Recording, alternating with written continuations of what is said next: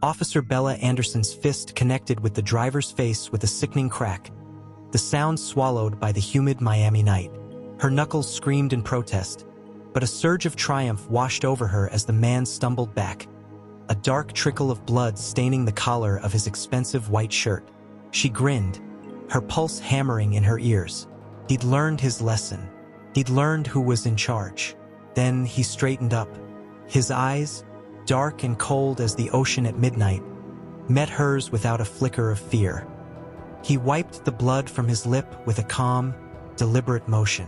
"You just made the biggest mistake of your career, officer," he said, his voice a low, steady rumble that cut through her victory buzz like a blade.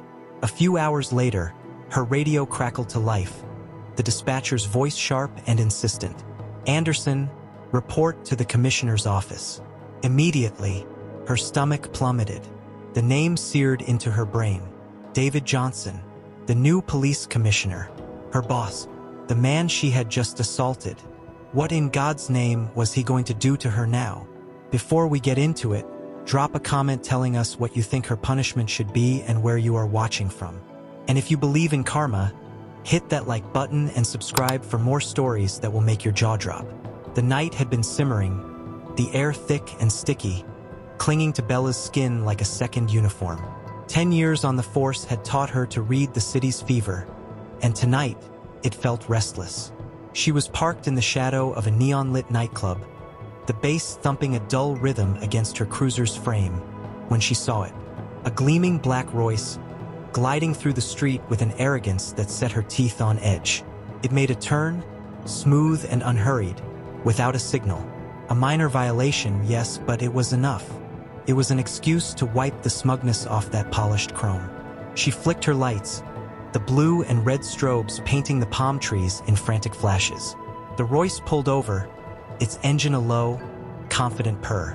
Bella took her time getting out, her hand resting on her hip, the weight of her badge a familiar comfort. As she approached, the window slid down with a silent, electric hum. And there he was, David Johnson, a man in his late 40s, his face sharp and intelligent. His suit tailored so perfectly it looked like a part of him. He didn't look nervous. He didn't look sorry. He just looked at her, his hands resting on the wheel, waiting. That infuriated her. "License and registration," she snapped, her voice harsher than she intended. He tilted his head. "May I ask what the problem is, officer?" His voice was smooth, cultured, without a trace of the fear she expected, the fear she felt she was owed. "You failed to signal," she said, crossing her arms. He let out a soft, almost inaudible sigh, a sigh that felt like judgment. "Did I?" he asked, not as a question, but as a challenge. It was a test, and she knew it. He was testing her authority. "Step out of the vehicle," she commanded, her voice dropping low. For a moment, his expression hardened. But then he unbuckled his seatbelt and stepped out, rising to his full height. He was tall, imposing, his presence filling the space between them.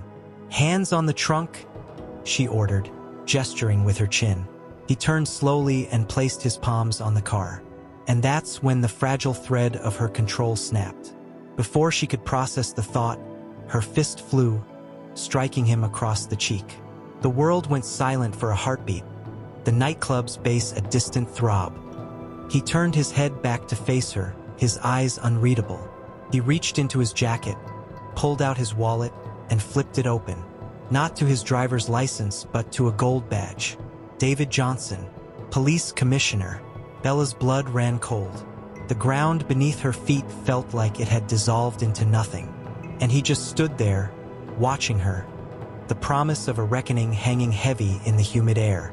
Bella stood frozen, the commissioner's gold badge glinting under the streetlights like a malevolent eye. Her own heart was a frantic drum against her ribs, so loud she was sure he could hear it. David Johnson slowly tucked his wallet back into his suit jacket, his movements unhurried, almost casual. He didn't raise his voice. He didn't threaten her. He just looked at her, and that quiet, piercing gaze was worse than any shouting match.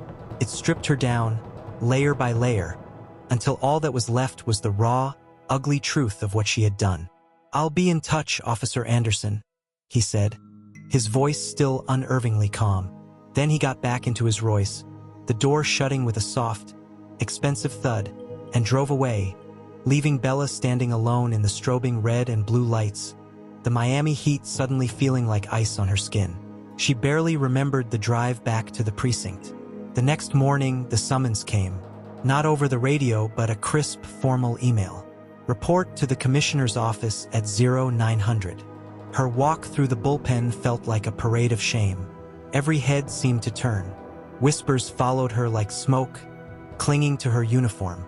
Her partner, a rookie named Marco, wouldn't even meet her eye. The door to Johnson's office was a slab of dark, intimidating oak. She knocked, her hand trembling slightly, and a voice from within said, "Enter." He was behind the desk, the same immaculate suit, the faint bruise on his cheek the only evidence of last night's violence. The office was huge, with a panoramic view of the city she was supposed to protect. "Sit," he said, not looking up from a file he was reading. She sank into the leather chair, her body stiff with dread. He let the silence stretch, a form of torture she hadn't known existed. Finally, he closed the file and folded his hands, his eyes pinning her to the chair. "You have a choice, Anderson," he began, his voice a silken threat. "You can resign now and this stays quiet, or you can stay, and you will learn what it means to be a police officer in my department." Bella's pride, bruised but not yet broken, flared up. "I'm not resigning," she bit out. A slow, cold smile touched his lips. It didn't reach his eyes. "I thought you might say that," he said. He picked up his phone. "Send in the new transfer orders." A moment later, an aide brought in a single sheet of paper. Johnson slid it across the desk. Bella read it, her stomach twisting into a knot. Effective immediately, she was reassigned. Not to a desk, not to suspension. She was being sent to the impound lot, a sun-scorched patch of asphalt and rusting cars on the edge of the Everglades, a dumping ground for career-ending mistakes. It was a public execution. "You'll have a lot of time to think out there," Johnson said, standing up to signal the end of the meeting. "Think about your assumptions. Think about your temper. And think about the fact that every single officer in this city now knows you struck me. And they all know who you answer to." He wasn't just punishing her. He was isolating her, turning her into a pariah, a living warning to anyone else who dared to challenge his authority. And this was just the beginning. The impound lot was Bella's personal hell. The sun beat down relentlessly, the air thick with the smell of hot metal, stale gasoline, and decay. For 2 weeks, she cataloged wrecked cars and processed paperwork under the watchful, pitying eyes of the lot's civilian staff. Her uniform, once a source of pride, felt like a costume of shame. Then her world imploded. The dashcam footage from her cruiser leaked. It was grainy, shot from a low angle, but the audio was crystal clear. The crack of her fist hitting David Johnson's face, her smug grin afterward, it was all there. It exploded online. #RacistCopBella became a trending topic. News vans parked outside the precinct.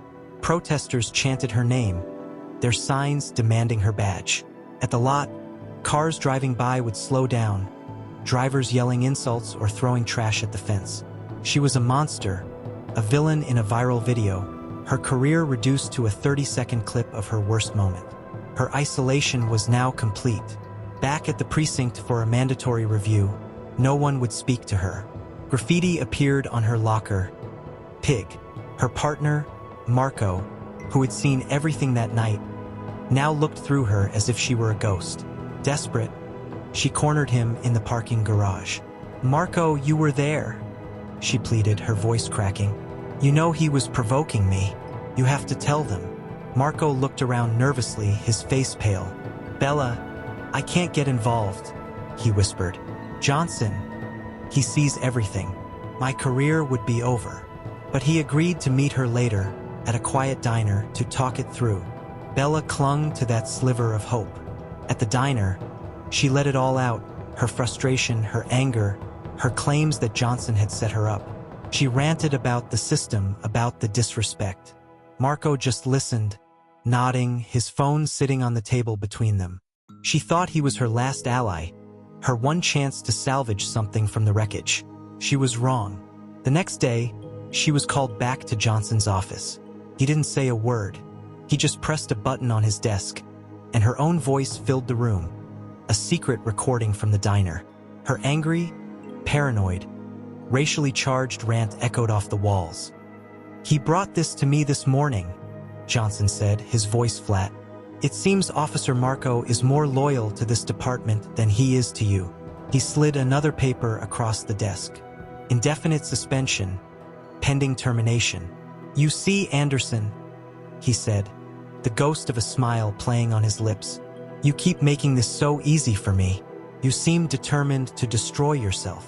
She stood there, speechless, the sound of her own voice condemning her. She had lost her job, her reputation, and now the last person she thought she could trust.